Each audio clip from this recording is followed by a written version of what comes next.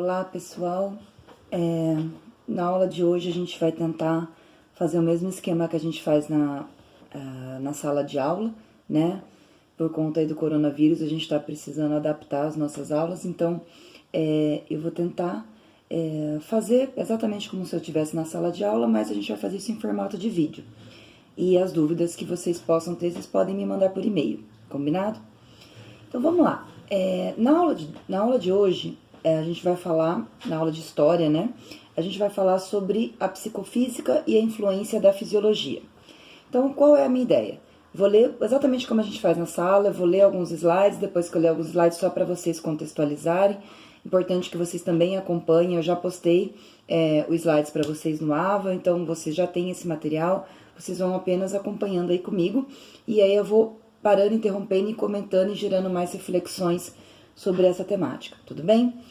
Então, aula de hoje, unidade 2, aula 2, sessão 2, e o tema é psicofísica e as influências da fisiologia. Então, vamos dar uma olhadinha o que está falando nesse slide. Então, já vimos que a psicologia não é igual ao senso comum, pois ela requer rigor filosófico e científico, e que também não é religião, pois compartilha do pensamento científico e não de crenças dogmáticas. Chegou a hora de percebermos que a psicologia também não é uma mera extensão da medicina e nem uma passagem para a teologia. Nessa sessão, o objetivo é compreender a psicofísica e localizar a psicologia como uma área diferente da medicina, indo além dos domínios da fisiologia. Os primeiros investigadores científicos da psicologia eram médicos fisiologistas, que perceberam os limites do campo da medicina e afirmaram que a psicologia seria a ciência para ir além, atingindo outro campo de atuação. Quais são os pontos importantes, então, nesse slide? Primeiro, a gente já estudou, já falamos sobre algumas áreas do conhecimento e vimos que a psicologia, ela não é uma mera extensão da medicina, embora tenha algumas questões aí que são incomuns com a psiquiatria, mas ela não é apenas uma extensão da medicina. Ela também não é apenas uma extensão da filosofia, muito embora a gente também já tenha estudado que a psicologia é uma filha da filosofia. Ela vem da filosofia, tem aí a filosofia enquanto grande mãe, ok? E a psicologia, ela é uma ciência, então ela não se mistura, ela não é um tipo de religião, embora a psicologia trate, sim, de questões relacionadas à espiritualidade, relacionadas à religiosidade, caso isso seja uma queixa do nosso paciente. Mas nós não estamos falando sobre a psicologia contemporânea, nós estamos falando sobre história da psicologia, nós estamos falando sobre psicofísica, e aqui, então, é importante que vocês entendam que a psicologia, ela não é apenas uma extensão da medicina, nem uma forma de se fazer teologia e nem um tipo de filosofia, tá? Aqui está dizendo, então, que ela vai além. Como que tudo isso começou, né? Quais são as grandes raízes disso tudo? Então, a gente sabe, por exemplo, que a Alemanha, ela sempre foi uma área de grande estabilidade política, de guerras e de revoluções. Então, a própria definição de nome e território mudou várias vezes. Se a política maior era a problemática, algumas organizações aconteciam em pequena escala. Cidades encontravam sua forma de buscar certa ordem. Como costumávamos ouvir por aí, há males que vêm para bem. E pode-se dizer que isso aconteceu com a Alemanha. Uma das características desse território, principalmente no século XV, foi o grande número de universidades construídas e em funcionamento. Com a combinação entre a desorganização política e o alto número de universidades, facilitou para que essas instituições de ensino fossem bastante independentes de um sistema nacional naquela época. Isso significa que os professores e alunos eram totalmente livres para estudar e pesquisar o que e como achassem melhor. No decorrer do século XIX, aconteceu uma grande revolução na educação científica da Alemanha, possibilitando uma relação de maior troca de ideias e informações entre filosofia e ciência. Isso já acontecia a partir do pensamento de Descartes, que criaram a filosofia da mente. No contexto descrito aqui, as revoluções vêm da área médica e fisiológica. Ponto fundamental. Então a gente está falando de um contexto de uma Alemanha que, apesar de toda a instabilidade política, apesar de ter vivido situações de guerra, abriu espaço para universidades, para que professores e alunos pudessem pesquisar. Isso vai gerar o quê? Conhecimento. Isso vai gerar o quê? Um país que tem essa questão acadêmica, essa questão da pesquisa mais desenvolvido, né? Então, vejam que aí a gente está falando século XIX e a Alemanha possibilitando uma relação de maior troca de ideias entre filosofia e ciência. Então, aqui o que nós estamos destacando? A Alemanha como um país que abre espaço para esse diálogo entre filosofia e ciência e, obviamente, uma maior possibilidade de conhecimento. Com isso, né, a gente já começa a pensar em alguns laboratórios de psicologia. Lembrando, pessoal, que aqui ainda nós não estamos falando de uma psicologia absolutamente independente, tá? Nós ainda estamos falando de uma psicologia muito vinculada a outras áreas do conhecimento, como a fisiologia e a filosofia, tudo bem? A gente já está falando do nascimento da psicologia enquanto ciência. Então, uma das consequências dessa maior liberdade que aconteceu na Alemanha foi a possibilidade de estudar o que se tinha interesse. Então, professores e alunos podiam estudar aquilo que eles queriam. E o maior interesse da época era justamente estudar aquela parte da filosofia que se remetia a questões da psicologia. Então, lembrando, a psicologia ela era uma disciplina dentro da filosofia. E também uma parte importante que ficava dentro do contexto da fisiologia. Ok? Então, o interesse que se tinha era essa disciplina chamada psicologia, que estava dentro dessas duas áreas do conhecimento. Então, vários laboratórios de psicologia foram construídos, gerando muitas pesquisas sobre o assunto. Vários autores colaboraram com este desenvolvimento. Porém, tivemos dois grandes autores que merecem destaque pela contribuição e formação da psicologia. Então, a gente tem Hermann Helmholtz, desculpem o meu alemão, péssimo, aqui na verdade não existe meu alemão, porque eu não falo alemão, mas a gente tenta aí falar os nomes, né, dos autores. Então a gente teve Hermann Helmholtz e Gustav Fechner, tá? O primeiro de 1821 a 1894 e o segundo de 1801 a 1887, ok? Então vamos falar sobre Helmholtz, que foi o primeiro que eu estava dizendo aí para vocês. Então ele foi um cientista múltiplo, um dos grandes nomes do século XIX.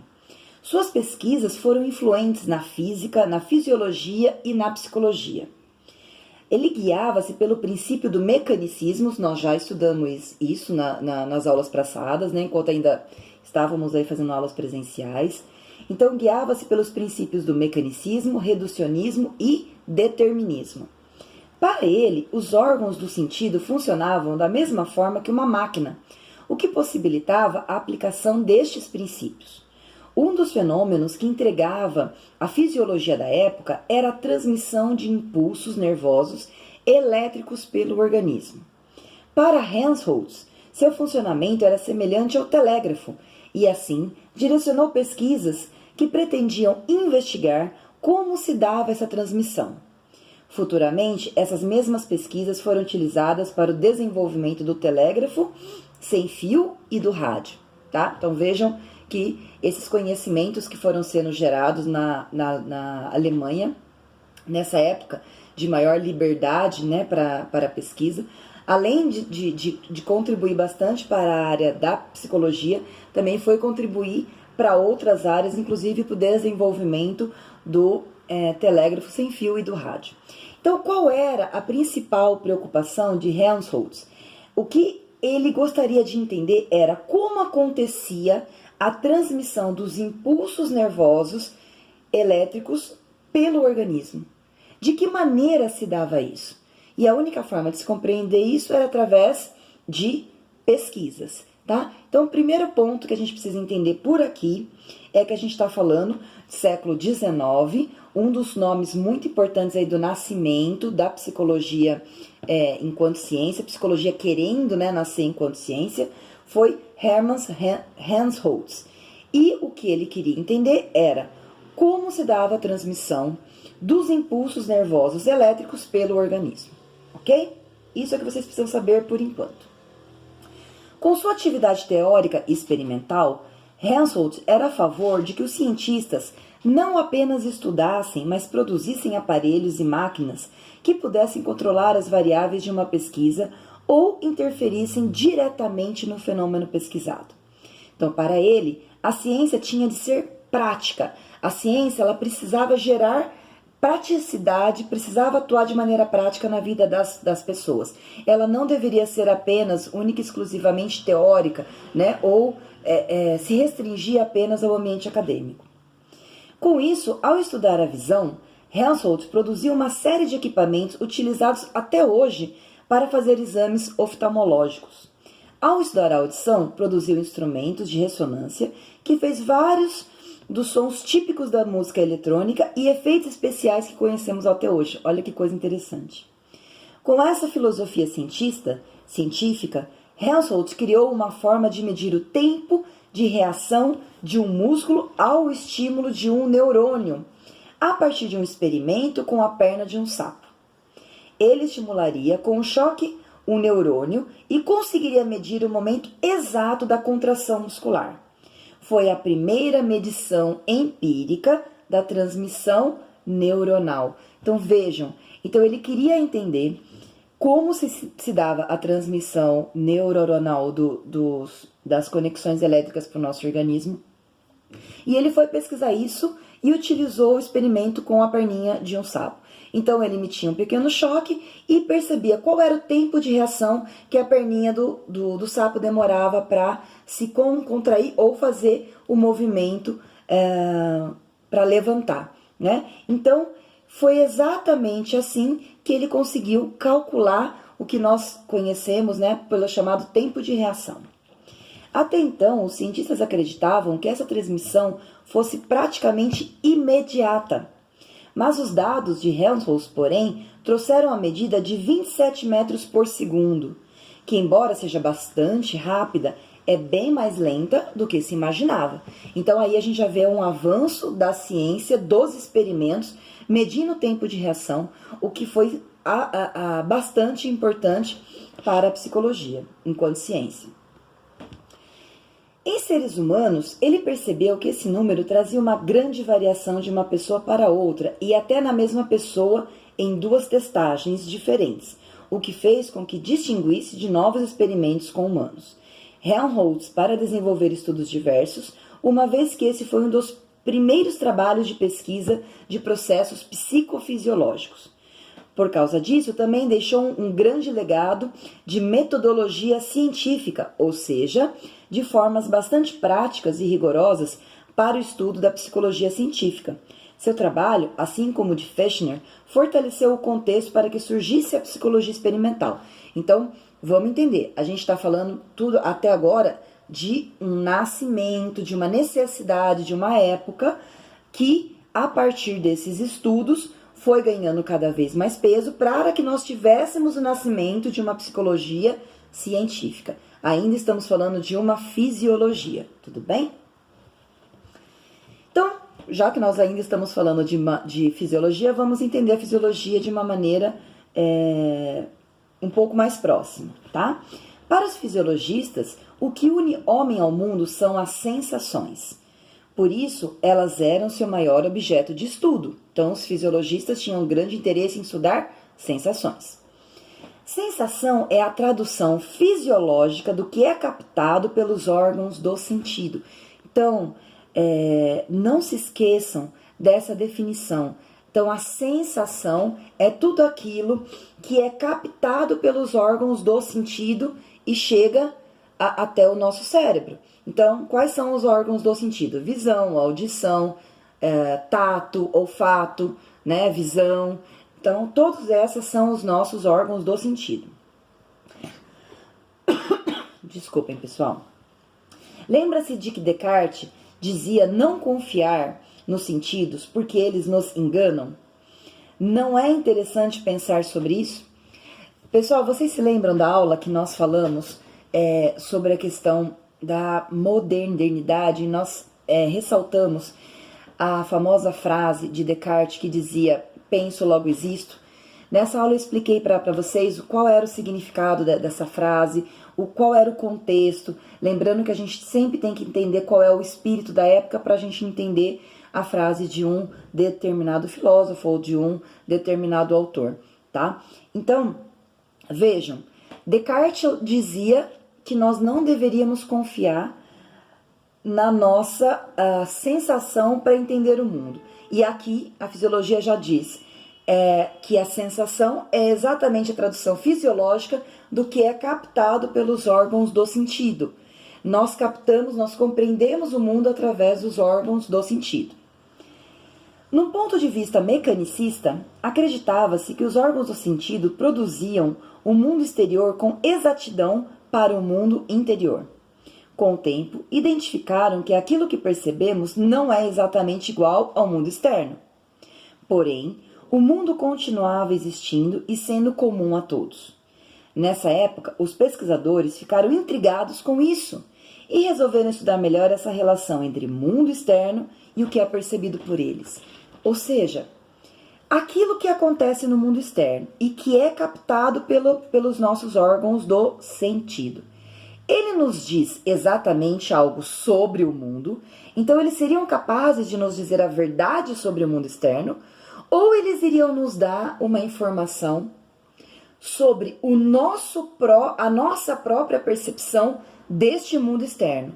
Mas a questão é, nós podemos acreditar na nossa percepção em relação a esse mundo externo? Ou é apenas uma percepção particular e subjetiva sobre esse mundo externo? Vejam que confusão, que coisa difícil de entender o que esses estudiosos da época estavam tentando compreender. Então aí a gente tem esse slide, percepção versus realidade. As diferenças entre o que percebemos e o que é a realidade objetiva são interessantes. Era o que eu estava dizendo para vocês. Por exemplo, quando os ventiladores de uma sala estão ligados e todos estão se esforçando para falar e ouvir, até que, de repente, alguém desliga os ventiladores e aquilo provoca um alívio geral. Eu tenho certeza que todo mundo na sala de aula já teve essa sensação, essa sensação de tranquilidade, de alívio quando os ventiladores da sala são desligados, porque eles produzem mesmo bastante ruído. Eu mesma, durante as aulas, às vezes falo, pessoal, vamos abaixar o tom de voz, ou vamos desligar os ventiladores para que eu não precise falar tão alto. E aí dá aquela sensação de alívio. Estavam todos incomodados e só depois percebem que havia um barulho de fundo obrigando todo mundo a se esforçar. Geralmente, a gente percebe somente quando o barulho irritante para e alivia a todos. Mas o barulho estava lá. Por que não havia sido identificado? Por que a gente não foi percebendo que antes que o que estava causando aquele incômodo, ou aquela irritação, ou aquele esforço, né, para poder falar, era exatamente o barulho externo? Quando você está carregando alguma coisa e pega mais de um objeto e percebe que aquilo não faz diferença. Isso é um outro exemplo, né? Às vezes você está, por exemplo, carregando um peso de, 10 quilos. Se você colocar mais 2 quilos, você não vai perceber a diferença, né? Porque o esforço que você já está fazendo já é maior. Matematicamente, há uma diferença. Claro, se você está carregando 10 quilos e colocam 2, você está com 12. Então, matematicamente, tem uma diferença. Mas a nossa percepção no nosso braço não é igual à da matemática. É como se esses 2 quilos não fizessem diferença. É a mesma coisa em relação ao barulho do ventilador. Ele estava lá, ele estava incomodando. Mas a gente demorou um tempão para a gente poder desligar esse ventilador e perceber o incômodo. Por que a gente não estava percebendo isso antes? Só quando a gente desliga que a gente percebe. Então, isso era uma das questões de estudo que estavam relacionados, vinculados aí à questão da fisiologia. Os estudos, né, que a fisiologia buscava entender. Gustav Fechner, ele foi um outro estudioso que, assim como Helmholtz, né, também procurava entender questões desse aspecto. Então, vamos falar agora um pouco sobre Fechner.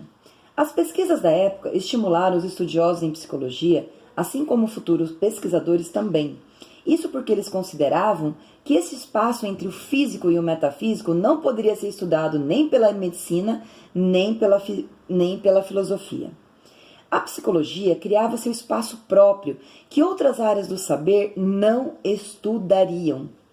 Entre esses pesquisadores pioneiros está talvez o mais conhecido fisiologista antes de Wundt, nós já vamos falar sobre quem foi Wundt, a influenciar a formação da psicologia, que foi Fechner, tá? Também um alemão, né? Como a gente já ressaltou, só reforçando.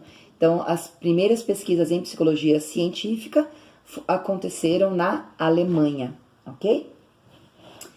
Então, Gustav Fechner tem uma história interessante de muita atividade e conquistas intelectuais. Ele, assim como Helmholtz, foi um pesquisador múltiplo. Trabalhou como fisiologista por 7 anos, como físico por 15 anos, como psicofísico por 14 anos, em estética experimental por 11 anos e como filósofo por 14 anos. Durante 12 anos ficou inativo e foi considerado inválido pela possibilidade de ficar cego devido à fotofobia, que é intolerância à luz. Foi justamente após esse período de suposta invalidez que Fechner procurou estudar as sensações e a psicologia. Vejam que exemplo, né, gente? Uma pessoa que estudou muito, teve muito conhecimento, e aí numa situação de necessidade, ele procura, então, estudar as sensações e a psicologia. Ele procura estudar exatamente aquilo que estava gerando um problema para ele, né? Então, em vez dele ficar recluso, né, ele acaba procurando estudar mais e, de alguma maneira, divulgando esses conhecimentos. Eu vou colocar aqui, pessoal, tem mais algumas informações sobre ele, informações biográficas, mas eu não vou entrar nisso porque a gente tem tempo aí de vídeo, é um tempo curto, ok? Então, vamos refletir. O pensamento de Fechner e a sua psicofísica trazem uma delimitação bastante interessante para os psicólogos e para a ciência em geral. Você percebeu por que esses conteúdos contribuíram para o surgimento da psicologia? Eu fui dando algumas dicas aí durante os vídeos. Se antes, na filosofia, todos debatiam se a verdade vinha do pensamento, como afirmava Descartes, ou se era trazida pela realidade externa, conforme diziam empiristas e materialistas, a psicofísica define o local em que essas duas possibilidades poderiam se confrontar. Isso significa que a contribuição da psicofísica de Fechner e um dos outros autores da época foi muito importante como uma verdadeira mudança no pensamento filosófico e científico da época. Diversos experimentos foram realizados por Fechner, que ampliava e reduzia o mesmo estímulo para chegar a números cada vez mais confiáveis para essa relação. Com isso, gerou métodos de pesquisa e experimentação em psicofísica, que depois vão se tornar referência para a psicologia psicométrica, ou seja, o uso de testes quantitativos para medir características psicológicas, como o teste de quociente de inteligência, o QI, por exemplo, né, que nós já ouvimos, tenho certeza que todos vocês já ouviram falar. Os testes psicológicos são fatores fundamentais para demarcar a área da psicologia. Os estudos de Fechner geraram fórmulas matemáticas que tinham grande precisão no cálculo dos estímulos e das sensações. Ele definiu com mais precisão o que Weber havia começado, chamando de limiar absoluto o ponto em que a pessoa começa a sentir o estímulo e de limiar diferencial um ponto em que ela sente uma diferença no estímulo, seja para mais ou para menos. Então, vamos frisar isso. Então, limiar absoluto é o ponto em que a pessoa começa a sentir o estímulo. E limiar diferencial é o ponto em que ela sente uma diferença no estímulo, ou seja, quando ela percebe que há uma sensação de diferença a partir do estímulo dado, para mais ou para menos.